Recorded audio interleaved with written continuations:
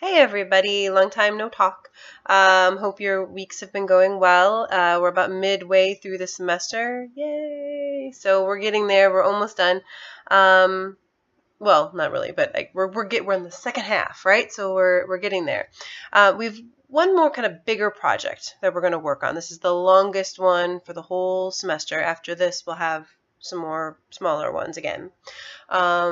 So we finished our proposals, and now we're moving on to a formal report, these are very similar projects, but the formal report is just, this one is more formal, and also isn't necessarily a proposal. It can be, right? It can be something that you're doing to ask for something, but it can also be more of a report on, like, this is something that's going on that you should be aware of.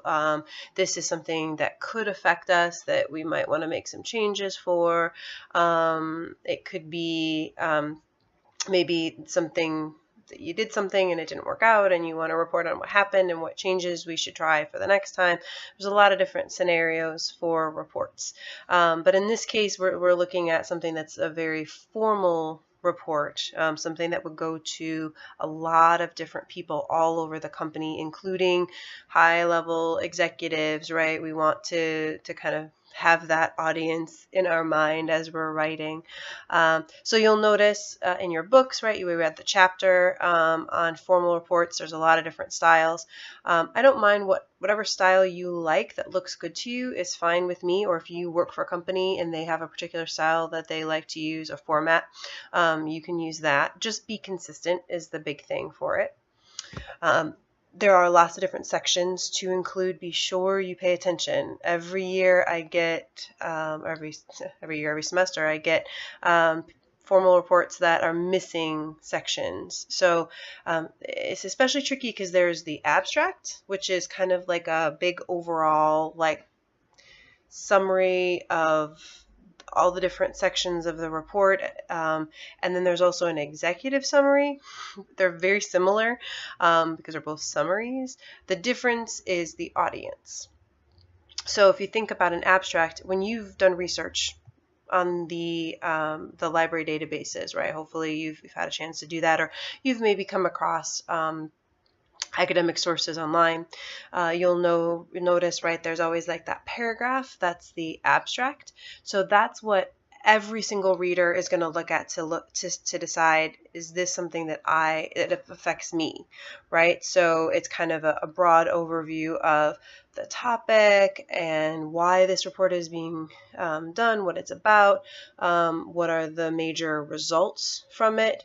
You might even include some keywords, maybe hashtags, right? It's kind of a way to think about that with your abstract.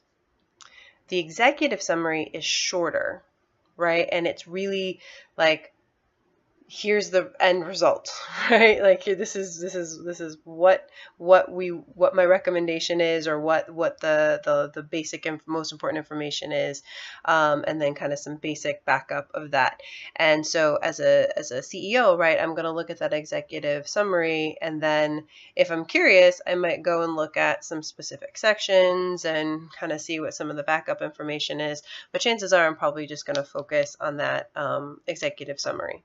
So different sections are going to have different audiences. When you look at the body of the report, that's where other people, right, are going to look at it. But not always the same people, right? Some people might be more interested in one section and some might be interested in another. So you kind of are going to repeat yourself throughout the report, and you're going to be like, but wait, I just wrote this. Yeah, you did, and you're going to write it again because the person who's reading this section maybe didn't read the earlier section. We're also going to be including visuals in this, and there's going to be lessons on that in the coming weeks here. But you know, it's important that the visuals make sense on their own and also in the text, and that they're cross-referenced with each other.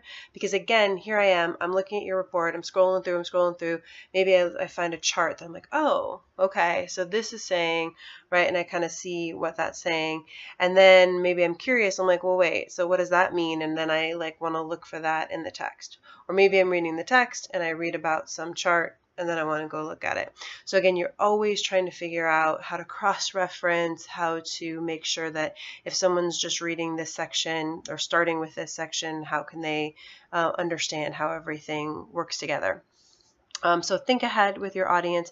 If it feels like you're repeating yourself a little bit throughout, you are, and it's okay. I mean, a lot of times with reports, I'm going to be honest with you, most readers are going to focus on those summaries and the final, like, here's my key findings, results section. But we have to have the backup that's in the middle to prove all of those things, so that if someone is like, wait a minute, why did we do this? Or why are we under the impression that this is what's going on?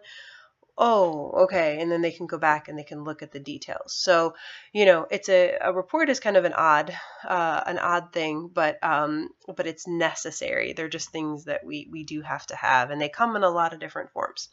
So speaking of that, sorry, we're getting a little long in this video. I gave you some scenarios to help you out, but I am absolutely open to something else, right? So if you have an idea of a report you want to do, or you work somewhere and you're like, oh, I'd love to do a report about this because it affects us, that's awesome. I had someone last year, she worked for a daycare, and they had just implemented, preschool, and they had just implemented a new curriculum, and they were testing it out, and she really liked it. So she wanted to do a report on why it was, like, what is this? Why is it effective? Why do I like it? And then actually kind of saying like, hey, we should maybe consider adopting this around the school. So that's an example of a real thing. Whatever topic you pick, if it's something that isn't one of my choices, make sure that it has a business focus for it. How would you be presenting this in a business situation? It could be nonprofit, it could be for-profit business, it doesn't matter, but there should be some sort of angle that you're reporting on this information for people. And I think there was a miscommunication in my, may not have been clear. In the assignment, I think it says Monday's folder, there's a place to suggest a topic. It actually is next Monday, so the 23rd. So starting on Wednesday, you'll see next week's stuff. It'll be super helpful. There'll be stuff on researching and all of that. All right, sorry this went so long. I hope you guys are doing good, and let me know if you have any questions. Thanks.